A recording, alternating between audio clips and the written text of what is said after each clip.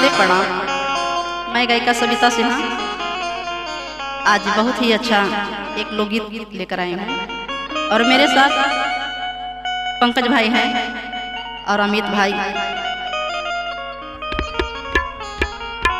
और आप लोग सुनिए और अच्छा लगे तो कमेंट बॉक्स में जरूर बताएंगे।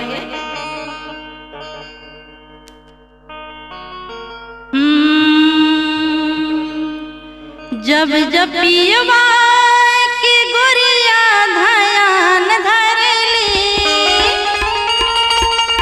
कैसे कहते हैं?